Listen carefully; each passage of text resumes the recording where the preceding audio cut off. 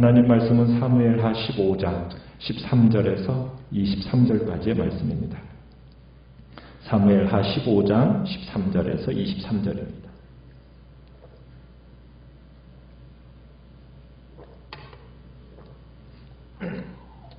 사무엘하 15장 13절입니다. 전령이 다윗에게 와서 말하되 이스라엘의 인심이 다 압살롬에게로 돌아갔나이다 한지라.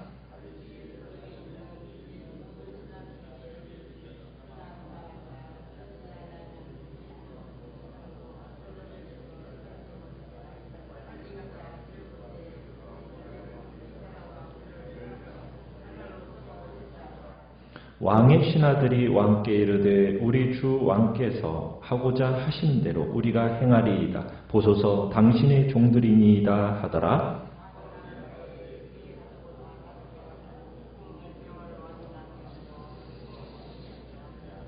왕이 나가매 모든 백성이 다 따라서 벤메르하게 이르러 멈추어 서니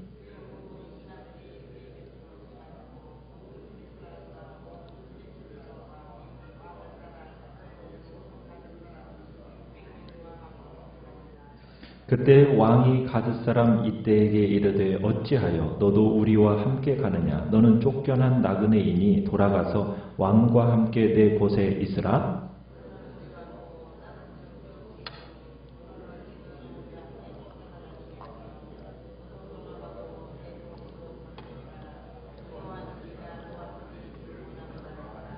이때가 왕께 대답하여 이르되 여호와의 살아계심과 내 주 왕의 살아계심으로 맹세하옵나니 진실로 내 주 왕께서 어느 곳에 계시든지 사나 죽으나 종도 그곳에 있겠나이다 하니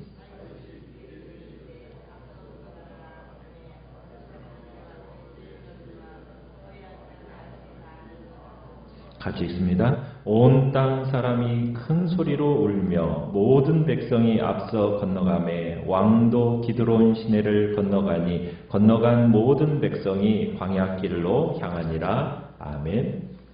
오늘 말씀의 제목은 도피하는 다윗이라는 제목으로 말씀을 나눕니다. 오늘 본문은 보면 어떻게 보면 다윗이 젊은 시절에 우리가 자주 보았던 일이 다시 일어나고 있는 것을 보게 됩니다.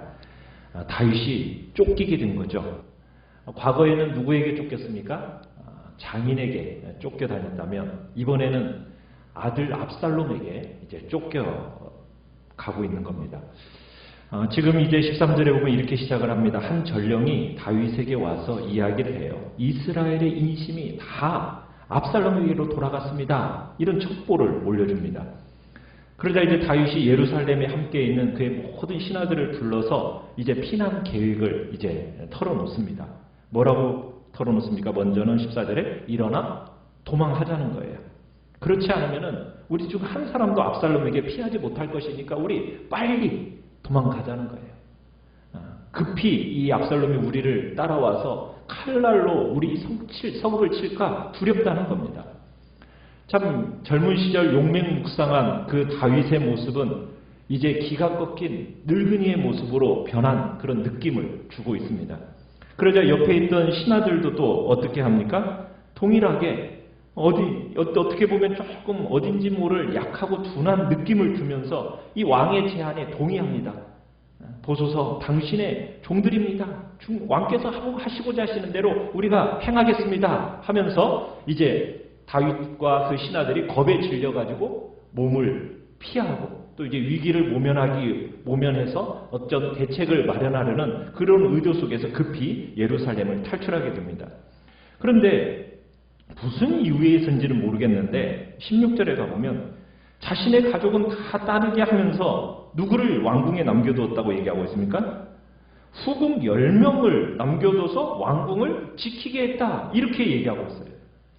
참 우리가 생각할 때는 참 어처구니 없는 발상 아닙니까? 후궁 10명이 도대체 무슨 일을 하겠다고 이렇게 왕을 대신해서 지킬 수 있는 것도 아니잖아요. 뭘 기대하고 이렇게 후궁 10명을 남겨뒀을까? 참 가능성이 없어 보이는 얘기인데 아마 또 뭐 이런 생각이 있을지도 모르죠. 자신이 곧 돌아올 것이라는 어떤 공포 그런 것으로 처사로서 10명의 후궁을 남겨놓는지 어쩌는지는 모르겠는데 지금 압살롬의 이 반역 소식을 전해들은 다윗이 10명의 후궁을 지금 궁에 남겨두고 황급하게 예루살렘을 빠져나왔다라는 거예요.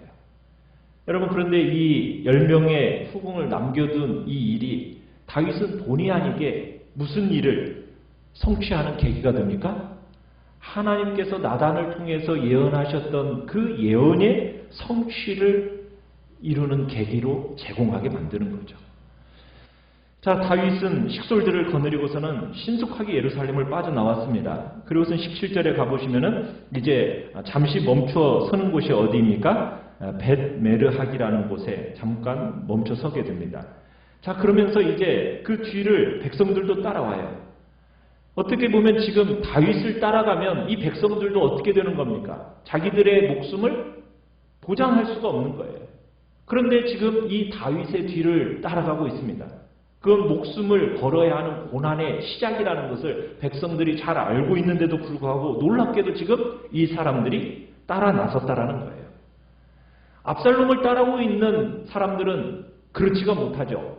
압살롬을 따르고 있던 사람들은 자기들이 뭘 하는지도 모르는 채 압살롬을 따라 나선 반면에 지금 다윗을 따라 나선 사람들은 어떻게 보면 고난이 있을 걸 각오하고 죽음을 각오하고 따라 나서고 있다는 거예요. 그러면은 이 사람들의 이 생각과 마음가짐이 어떻습니까? 하늘과 땅 차이라는 것을 우리가 느낄 수가 있는 거죠. 지금 다윗의 피난길에 동행하는 이 백성들은 헌신된 사람들이고 죽음을 불사한 사람들이라는 것을 우리는 생각할 수가 있습니다.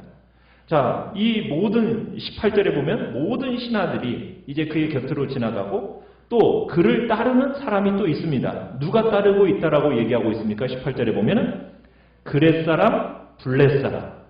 그렛 사람과 블렛 사람은 어떤 사람입니까?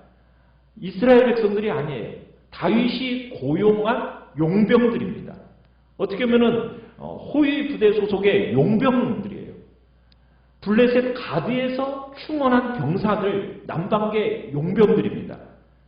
그곳에 이제 있는 또 이제 대표자 대장이 누구냐면 19절에 보면 가드 사람 이때라고 나와 있습니다. 이때도 이 다윗의 소식을 듣고서는 600명의 군대를 이끌고 그를 찾아왔어요. 가족들과 함께 이끌고 왔어요. 지금 이 사람이 따라온 각오의 마음은 어떤 마음으로 따라온 겁니까? 지금 다윗을 위해서 목숨 걸고 따라온 거예요. 그러니까는 지금 다윗과 함께한 사람과 압살롬과 함께한 사람의 이 마음가짐이 벌써 전혀 다르다라는 것을 다시 한번 보여주는 겁니다. 다윗을 상대로 쿠데타를 일으킨 압살롬, 그에 비해서 충성스럽게 따르는 다윗을 따르는 사람들의 극명한 대조를 보여주고 있는 거죠. 자, 다윗과 함께 도피하겠다고 찾아온 이때를 향해서 다윗이 뭐라고 얘기하고 있습니까? 19절에 보면은 이 사람은 가드 사람이에요. 이스라엘 사람이 아닙니다. 그런데 자신의 피난길에 동행하겠다라고 나오니까 다윗이 간곡하게 만류를 합니다. 너는 이제 겨우 이스라엘에 발붙여 살게 된 사람 아니냐? 정처 없이 떠나가는 나를 따라 나서는 그것은 너에게 있어서 고통스러운 일이다. 너 어렵게 얻은 거 잃지 말고 압살롬을 왕으로 모시고 너 살아라. 이렇게 당부를 합니다. 다윗은 은혜와 진실함으로 20절에 보면 그렇게 해야죠. 너로 돌아가고 내 동포들도 데려가라. 은혜와 진리가 너와 함께 있기를 원하노라 하면서 은혜와 진실함을 가지고 축복하면서 내가 그런다고 해서 떠나간다고 해서 내가 원망하거나 너를 서운하게 생각하지 않을 테니까 너는 제발 떠나가라. 참 아름다운 모습이죠. 자기로 인해서 고생할 것을 뻔히 아니까 차마 볼 수 없다라는 그런 마음을 가지고 지금 이때의 동행을 만류하고 있는 겁니다. 그런데 이때는 어떻게 반응을 하고 있습니까? 21절에서 어떻게 답변을 하고 있어요? 충성을 다짐하죠. 여호와께서 살아계심과 내 주 왕의 살아계심으로 맹세하옵나니 진실로 내 주 왕께서 어느 곳에 계시든지 사나 죽으나 종도 그곳에 있겠나이다. 임금께서 가시는 곳이면 살든지 죽든지 이 종도 따라가겠습니다. 여러분, 이때의 발언이 어디서 많이 들어본 발언 아닙니까? 누구의 발언이 기억이 납니까? 나오미를 쫓아가던 룻의 발언이 이렇게 좀 다가오죠. 나오미가 룻이 자기를 자꾸 따라오니까 뭐라고 그랬어요? 나 따라오지 말아라. 너 따로 가서 잘 살아라. 홀로 된 나 따라와 봤자 너 고생하고 힘들다. 그런데 나오미의 말을 받아가지고 고백했던 룻의 고백이 무엇입니까? 자기 목숨 걸고 어머니가 가는 곳에 내가 가. 어머니의 하나님이 나의 하나님이다라고 그런 복된 고백과 참 비슷한 고백을 지금 이때가 하고 있는 거예요. 미래를 장담할 수 없는 그 처량한 시세지만 결코 망하지 않을 것이라는 어떤 소망을 지금 이 모습 속에서는 갖게 하고 있는 거죠. 참 다윗의 곁에는 이런 충성되고 또 자비를 아는 사람들이 있었던 겁니다. 하나님은 이들을 위해서 어떻게 하실 것 같습니까? 반드시 은혜를 베푸실 거라는 것. 정말 이때의 충성을 다윗이 또한 어떻게 합니까? 기쁘게 받아줍니다. 나오미가 룻을 받아주었던 것처럼. 훗날 이 압살롬과의 전쟁에서 이때는 3명의 장군 중 최고 장군 중에 하나로 이제 삼고 이때는 다윗과 그를 따르는 자들을 호위하도록 그 호위병으로서 이제 맡겨줍니다. 그러면서 다윗의 행렬이 품위를 갖추게 되죠. 그러면서 23절에 가보시면은 다윗의 행렬이 이제 기드론 시내를 건널 때 울음바다가 됩니다. 큰 소리로 모든 사람들이 울면서 참 아들에게 쫓기는 이 기구한 다윗의 운명을 슬퍼하는 온 땅 사람들의 통곡을 보여줍니다. 그러면서 이 기드론 시내를 건너면은 이게 이제 예루살렘과 감람산 사이에 위치한 곳인데 이곳을 지나면 곧장 가면 뭐가 나옵니까? 그렇죠. 광야길로 들어갑니다. 광야길로. 지금 다윗의 행렬이 광야로 향한다라는 것은 상징적인 의미가 있습니다.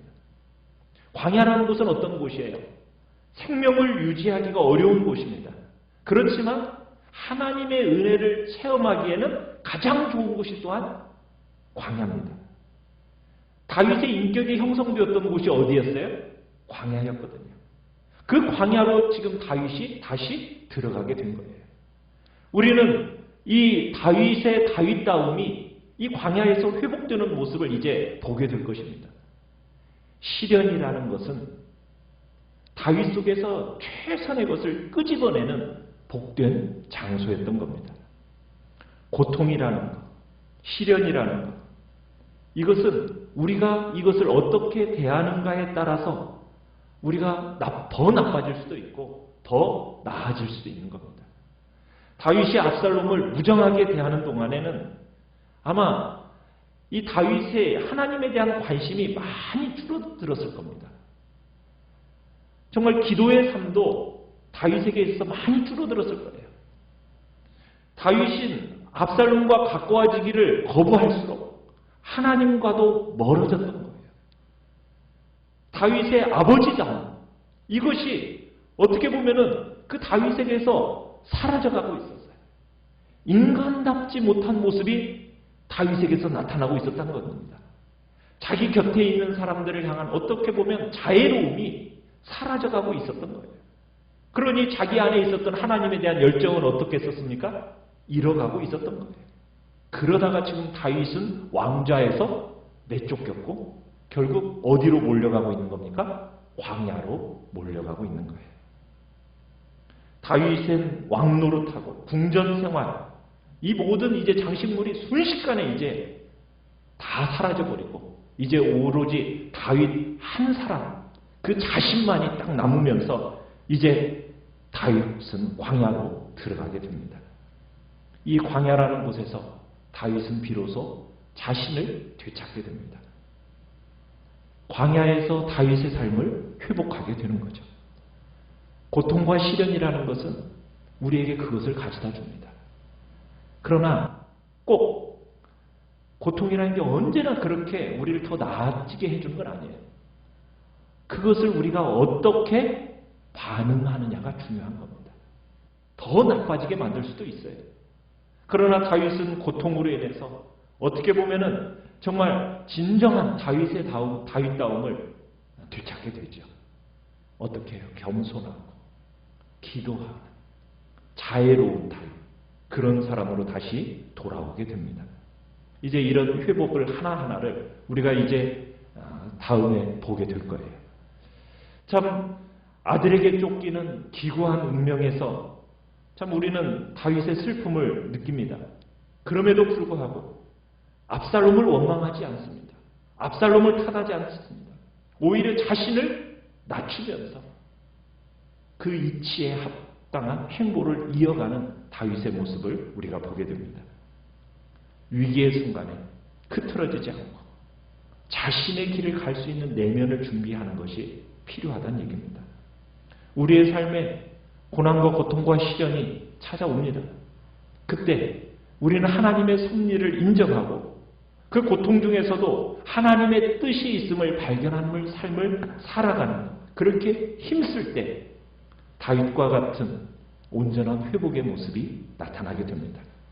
고통 중에 주님을 더욱 찾고 그의 마음을 알아가는 기회로 만드는 것이 우리의 삶에 있어서 참으로 복된 길을 걸어가는 것입니다. 그러나 그 고통과 시련을 정말 원망과 한탄과 다른 사람의 탓으로 돌려버리면 그러면은 더 나빠지게 되는 거예요. 우리는 오늘 다윗의 이 환난 속에서 정말 주님의 마음이 무엇이고 그 뜻이 무엇인지를 분별하면서 광야길로 들어가는 그의 모습을 통해서 우리도 어떤 상황 속에서도 나는 오직 하나님만을 의지하고 그 기회를 더욱 주님을 닮아가는 복된 기회로 만들어가겠다고 주님 앞에 결단하며 나아가는 복된 시간이 되시길 바랍니다. 말씀을 생각하면서 기도하시기 바랍니다. 기도하시기 바랍니다.